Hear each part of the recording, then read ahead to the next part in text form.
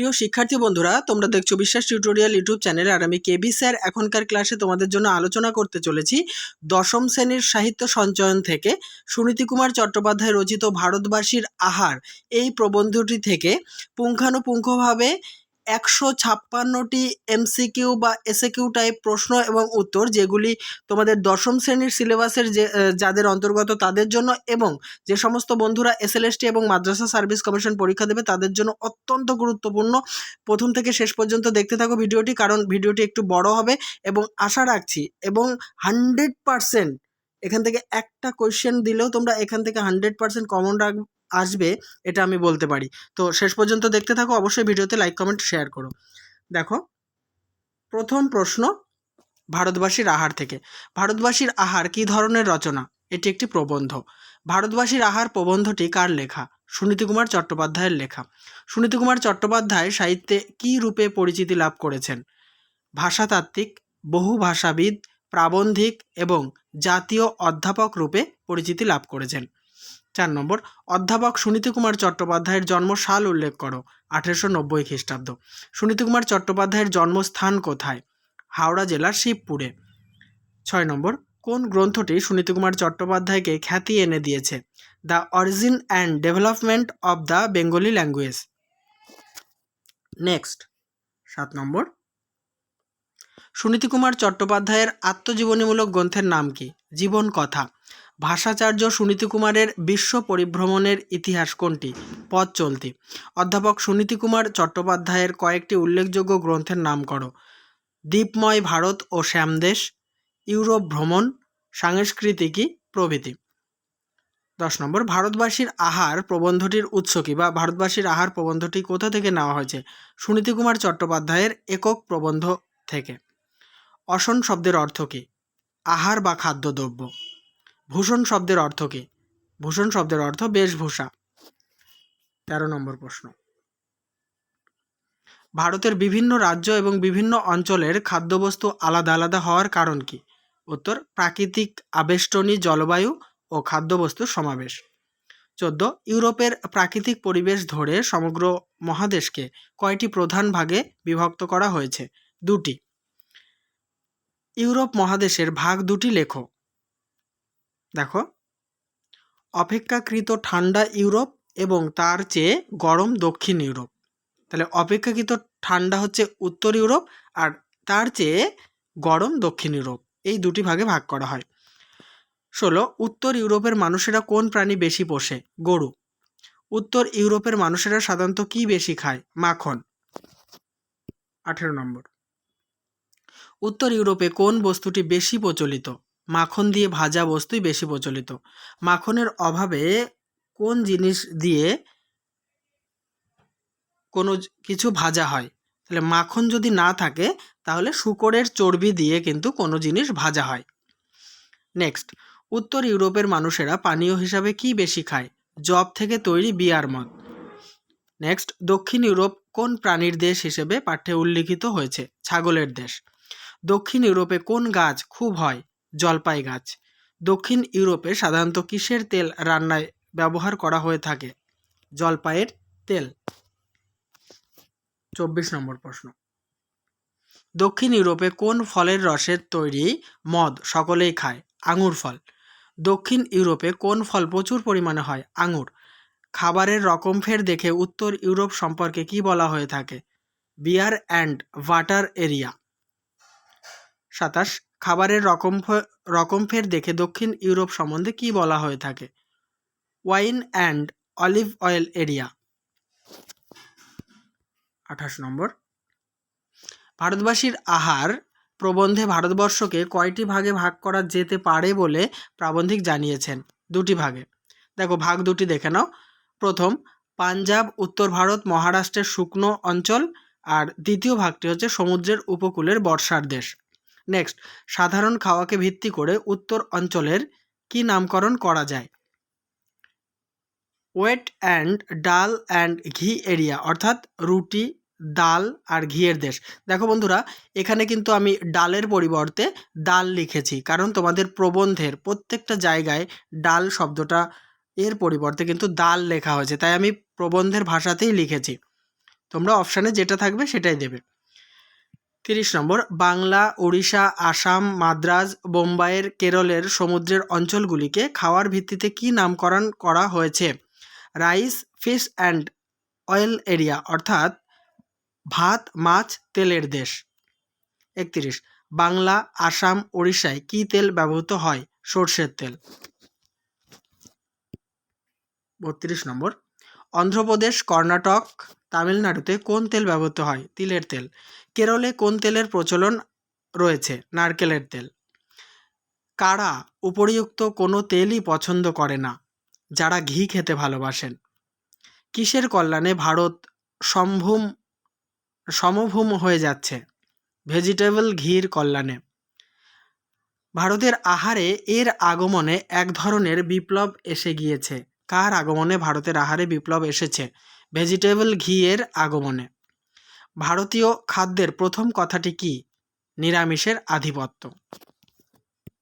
38 নম্বর, ভারতের সাধারণ খাওয়া বা জাতীয় আহার কি?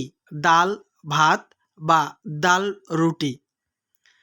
এই আটা সাধারণত কোন কোন জিনিস থেকে পাওয়া যায়? গম, যব, বাজরা বা মাড়ুয়া থেকে পাওয়া যায়। 40, ভারতীয় খাবারে ডালে কোন জিনিসটি থাকতেই হবে বলে প্রাবন্ধিক জানিয়েছেন? একটু মশলা আর তেল বা ঘি। নেক্সট, ভারতের ন্যাশনাল ডিশ বা জনপ্রিয় খাবার কোনটি? ভাত আর তরকারি, সেটা নিরামিষ, ডাল বা সবজির ঝোল, ডালনা, শুক্তো বা মাছের তরকারি হতে পারে। 42, আন্তর্জাতিক খাদ্য তালিকায় ভারতবর্ষ থেকে কোন দুটি জিনিস গৃহীত হয়েছে? রাইস অ্যান্ড কারি, অর্থাৎ মশলা দেওয়া তরকারি, মাংস, ডিম বা মাছের তরকারি আর কি, ভাত, চাটনি, অর্থাৎ মশলাদার টক মিষ্টি চাটনি। আর দ্বিতীয়টি হলো দক্ষিণ ভারতের ঝাল টক ডালের স্যুপ। নেক্সট, দক্ষিণ ভারতের ঝাল টক ডালের স্যুপকে কি বলে? রসম। সেটাও একটি ইংরেজ পছন্দ খাদ্য হয়ে দাঁড়িয়েছে। সেটা বলতে কোন খাবারকে বোঝানো হয়েছে? দক্ষিণ ভারতের ঝাল টক ডালের স্যুপ অর্থাৎ রসমকে বোঝানো হয়েছে। নেক্সট, প্রায় সব দেশের রেস্তোরাঁয় এই খাবার কখনো না কখনো পরিবেশিত হয়ে থাকে আর লোকে আগ্রহ করে খায়ও। খাবারটি কি? রাইস অ্যান্ড কারি, অর্থাৎ মশলা দেওয়া তরকারি, মাছ, ডিম, মাংসর ঝোল আর কি বা তরকারি, আর ভাত এবং চাটনি। 46, রসমকে তামিলে কোন নামে চিহ্নিত করা হয়? মূল গুতন্নির, অর্থাৎ লঙ্কার জল। 47, পেপার ওয়াটার এই নামটি ইংরেজরা কি নামে বলে থাকেন? মুলিগা তেওনি স্যুপ। 48, তবে ভারতের বাইরে কারি, ভাত আর চাটনির মতো অতটা প্রসার লাভ করেনি কোন খাবারের কথা বলা হয়েছে? খিচুড়ি। এটি সর্বত্রই প্রচলিত। কোন খাবারটি সর্বত্রই প্রচলিত? খিচুড়ি। 50, বাইরের লোকেদের কাছে খিচুড়ি পছন্দ হওয়া কঠিন কেন? বাইরে ডাল তেমন চলে না। 51, প্রচুর খাঁটি দুধ দিয়ে তৈরি হলে এটি একটি দেবভোগ্য খাদ্য হয়। কোন খাদ্যের কথা বলা হয়েছে? পায়স বা পরমান্নের কথা বলা হয়েছে। দেখো, বইতে কিন্তু পায়েস বলে উল্লেখিত নেই, বইতে আছে পায়স। ঠিক আছে, এজন্য আমি পায়স লিখেছি। নেক্সট, মধ্যপ্রাচ্য এবং অন্তিক প্রাচ্যের কোন কোন দেশে পায়েসের রেওয়াজ আছে? আরব এবং গ্রিস। বাইরে তেমন নিজের স্থান করে নিতে পারেনি কোন খাবার? লুচি বা পুরি। ভারতবর্ষের পাক পদ্ধতির কৃতিত্ব কোন খাদ্য নিয়ে? নিরামিষ খাদ্য নিয়ে। কিন্তু সেগুলিও জগৎজোড়া হতে পারেনি। কিসের কথা বলা হয়েছে? কিছু ভালো মিষ্টান্নের কথা। ভারতের কোন অঞ্চলের মাছ রান্নার নিজস্ব বৈশিষ্ট্য আছে? বাংলাদেশের। নেক্সট, মাংস রান্নার ক্ষেত্রে ভারতবর্ষ কোন দেশের অনুকরণ বেশি করেছে? ইরান। 58 নম্বর, ভারতের মোগলাই রান্না কিভাবে সৃষ্টি হয়েছে? ইরানের রান্নায় মশলার একটু আধিক্য হয়ে ভারতের মোগলাই রান্না সৃষ্টি হয়েছে। 59, রন্ধন জগতে এর একটা নিজস্ব স্বতন্ত্র স্থান আছে। কার কথা বলা হয়েছে? মোগলাইয়ের কথা বলা হয়েছে। ভারতবর্ষ মূলত কাদের দেশ? নিরামিষ ভোজীর দেশ। তাদের সংখ্যা অবশ্য কম নয়। কাদের সংখ্যা কম নয়? যারা মাছ মাংস খান তাদের সংখ্যা কম নয়। 62, অন্য দেশের তুলনায় কোন খাদ্যটি এদেশে খুব কম খাওয়া হয় বলে প্রাবন্ধিক জানিয়েছেন? মাংস। নেক্সট, যারা খায় তারা আবার প্রত্যেক দিন খায় না বা পায় না, কোন খাদ্যের কথা বলা হয়েছে? মাংস। 64 নম্বর প্রশ্ন এবং উত্তর, এদেশে কোন খাদ্যের প্রচলন বেশি বলে প্রাবন্ধিক জানিয়েছেন? নিরামিষ খাদ্যশস্য, শাক সবজি, ডাল ও দুধের প্রচলন বেশি। 65, এদেশের নিরামিষ আহারের দিকে আকর্ষণের একটা বড় কারণ, এদেশীয়দের নিরামিষ আহারের কারণগুলি কী কী? দেখো এখানে 3টি কারণ আমি তুলে ধরেছি। নিরামিষ খাদ্যের সহজলভ্যতা, মানে সহজে নিরামিষ পাওয়া যায়, এবং গরম দেশ বলে নিরামিষ খাদ্য স্বাস্থ্যের পক্ষে ভালো। আর 3 নম্বর কারণটি হচ্ছে অহিংসার আদর্শের ব্যাপক এবং গভীর প্রসার। নেক্সট 66, এদেশীয় মানুষদের নিরামিষ আহারের 2টি কারণ উল্লেখ করো। 1 নম্বর কারণ নিরামিষ খাদ্যের সহজলভ্যতা, 2 নম্বর কারণ গরম দেশ বলে নিরামিষ খাদ্য স্বাস্থ্যের পক্ষে ভালো। 67, এমন একটি জাতির উল্লেখ করো যারা পূর্বে আমিষ আহার করত কিন্তু ভারতবর্ষে এসে নিরামিষ ভোজিতে পরিণত হয়েছে। আর্যরা। দেখে নেব 68 নম্বর প্রশ্ন, কারা এদেশে এসে নিরামিষ ভোজি বা শাকাহারিতে পরিণত হয়েছে? আর্যরা। কখন মানুষ পশু পক্ষীর মতো খাদ্য সংগ্রহ করে বেড়াতো? প্রাগৈতিহাসিক যুগে। 70, প্রাগৈতিহাসিক যুগের মানুষেরা কোন কোন খাবার খেত বলে প্রবন্ধে বর্ণিত হয়েছে? দেখো বন্ধুরা, এখানে এটা মিস্টেক হয়ে গেছে আমার, এটা খেত হবে, ক্ষয়কার ত, ঠিক আছে, ওটা বানান মিস্টেক হয়ে গেছে, খেত বলে প্রবন্ধে বর্ণিত হয়েছে। তাহলে প্রাগৈতিহাসিক যুগের মানুষেরা মাটি খুঁড়ে বা খুঁটে পশু পাখির মতো মাংস, মাছ, কচ্ছপ, কাঁকড়া, শামুক, গুগলি, কন্দমূল, পোকামাকড় যা পেত সবই খেত। যখন মানুষ পশুপালন ও চাষবাস শিখল তখন তারা কি কি খাদ্য খেতে শিখল? যব, ধান, গম, বাজরা, পশুর দুধ, মাংস, ফলের মানে চাষের ফল, শস্য প্রভৃতি খেতে শিখল। নেক্সট প্রশ্ন 72 নম্বর, কারা দুধ আর মাংসের দাস হয়ে পড়ল? পশুপালক, অর্ধ যাযাবর জাতি, আদিম আর্যরা। 73 নম্বর প্রশ্নোত্তর, প্রবন্ধে বর্ণিত অনার্য চাষী জাতির নাম উল্লেখ করো। নিষাদ বা অস্ট্রিক। তাদের মধ্যে চাল, ডাল, শাকসবজি এসবের প্রচলন বেশি হলো। কাদের মধ্যে? নিষাদ বা অস্ট্রিকদের মধ্যে। 75, ভারতের অনার্যদের মধ্যে এই সকল পশুর রেওয়াজ ততটা ছিল না। কোন পশুদের রেওয়াজ ছিল না? গরু, ছাগল ও ভেড়া। নেক্সট, চাষের কাজে মানুষ কিসের ব্যবহার করতো না? বলদ, ঘোড়া এবং লাঙলের ব্যবহার করতো না। 77, মানুষ কিসের সাহায্যে চাষবাস করত? জুম চাষ বা কোদাল দিয়ে মাটি কুপিয়ে হাতের সাহায্যে চাষবাস করত। জেনে নেব 78 নম্বর প্রশ্নোত্তর, অনার্যরা কোন পশু পুষত এবং খেত? শুয়োর পুষত এবং শুয়োরের মাংস খেত। 79, এই ছিল প্রাগার্য জাতির মানুষের খাওয়া। প্রাগার্য জাতির মানুষেরা কি কি খেত? ভাত, ডাল, শাকসবজি, মাছ এবং মাংস। আর্যরা ভারতে কেমন মানুষ রূপে এসেছিল? পশুপালন, দুগ্ধপ্রিয়, মাংসাশী জাতির মানুষ রূপে এসেছিল। 81, আর্যদের প্রিয় খাদ্য তারা কিভাবে খেত? আগুনের মধ্যে দিয়ে হোম অনুষ্ঠান করে তাদের উপাস্য দেবতাদের নিবেদন করত এবং তারপর খেত। 82, আর্যদের খাদ্য তালিকায় কি কি থাকতো?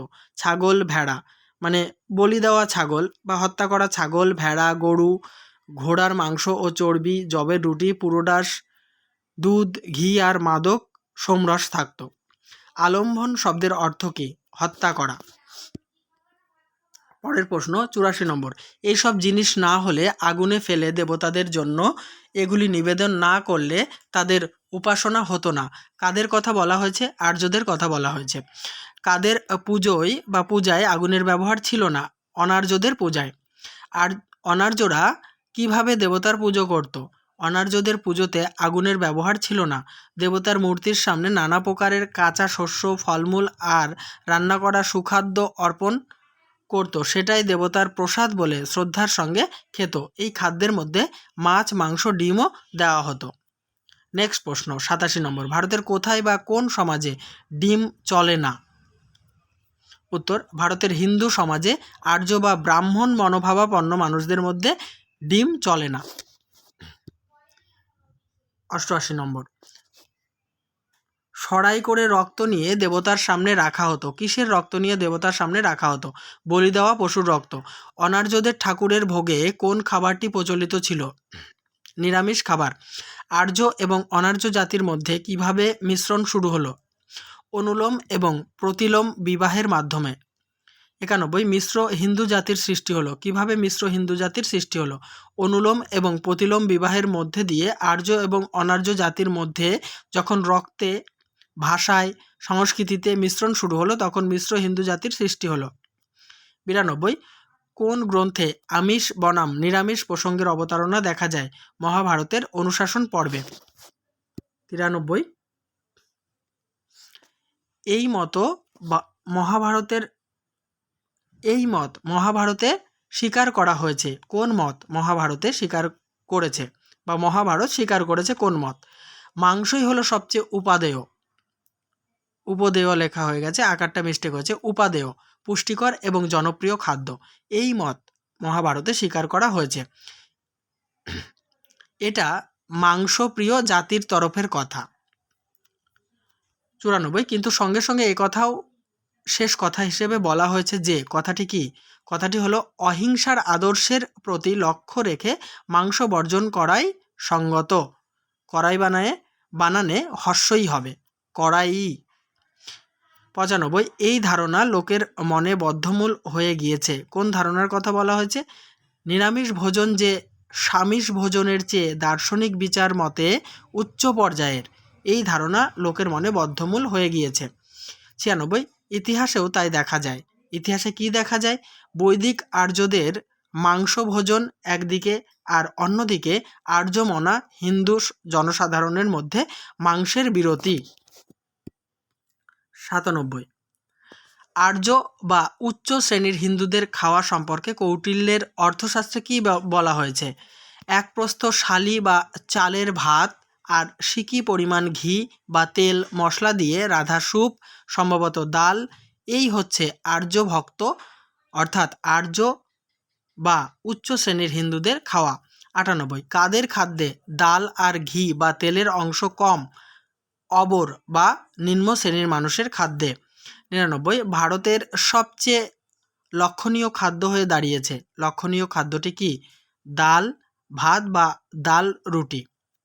100 নম্বর কোন শতকে তুর্কি মুসলমানেরা ভারত জয় করে উত্তর ভারতের রাজা হয়ে বসেছিল? খ্রিস্টীয় 11 শতকে। বন্ধুরা 100টি প্রশ্ন আলোচনা করলাম, এখনও 56টি প্রশ্ন এবং উত্তর আলোচনা করব।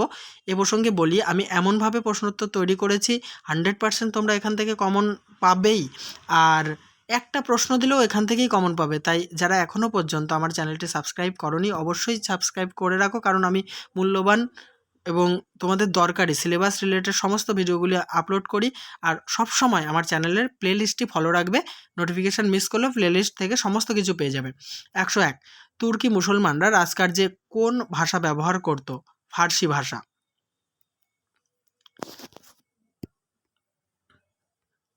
102 তুর্কি, পাঠান, আফগান, ইরানি এবং পারসিকরা স্বদেশে কী খেত বলে প্রাবন্ধিক জানিয়েছেন? গমের আটার রুটি আর ভেড়ার মাংসের তরকারি, কাবাব বা ষুলোপক্ক মাংস বা কোরমা অর্থাৎ ব্যঞ্জন। 103 তুর্কি, পাঠান, আফগান, ইরানি, পারসিকরা ভারতে এসে কি দেখল? হিন্দুরা মাংস দিয়ে রুটি খায় না, তারা ডাল দিয়ে ভাত, শস্য দিয়ে শস্য খায়। 104 অবাক হয়ে ফার্সি ভাষায় মন্তব্য করে গেল। ভারতীয়দের সম্পর্কে ফার্সি ভাষায় কি মন্তব্য করা হয়েছে? দেখো, এটা সিঙ্গেল কোটে রাখা। হিন্দু আন রল্লা হাইপেন বা ঘল্লা মি খৌন্দন্দ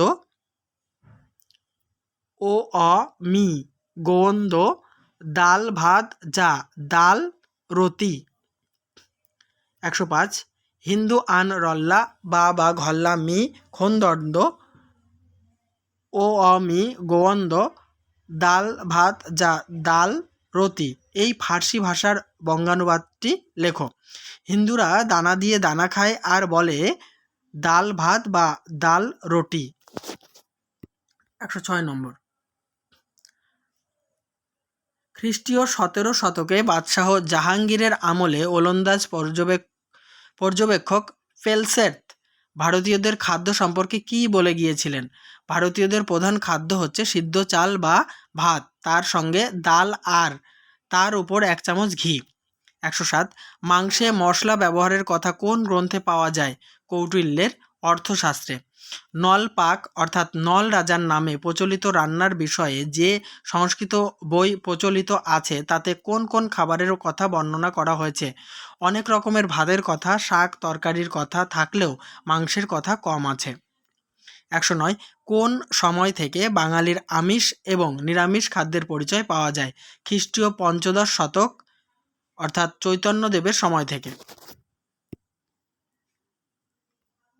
নেক্সট 110 উত্তর ভারতের কোচ্চি অর্থাৎ কাঁচা ভোজ ডাল ভাত শাক তরকারি সম্পর্কিত খাবারের নাম কোথায় পাওয়া যায়? হিন্দি এবং উত্তর ভারতের লেখা সংস্কৃত বই থেকে।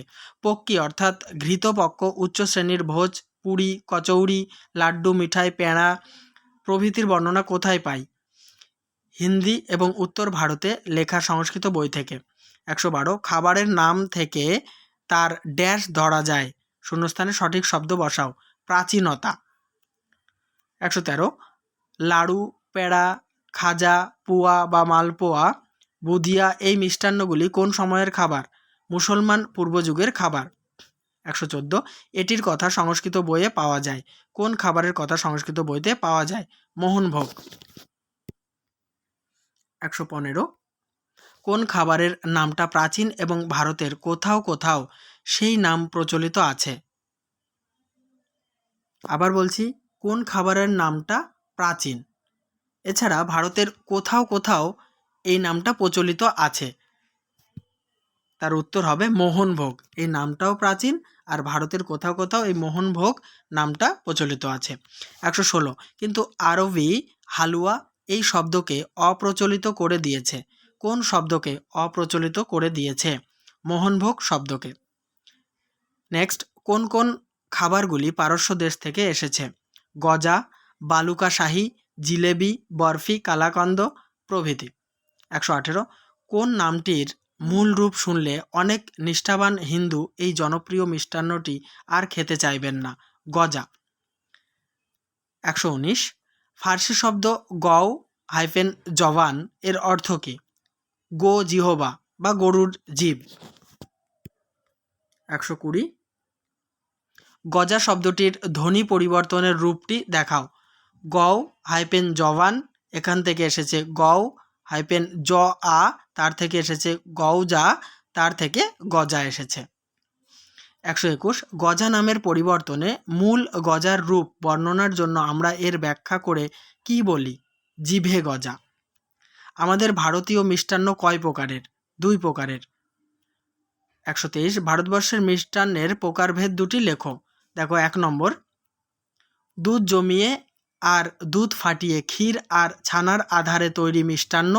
এর উদাহরণস্বরূপ বলা যেতে পারে প্যাড়া বরফি কালাকন্দ গোলাপজাম রাবড়ি আর সন্দেশ রসগোল্লা ছানা বড়া ছানার মুড়কি চমচম।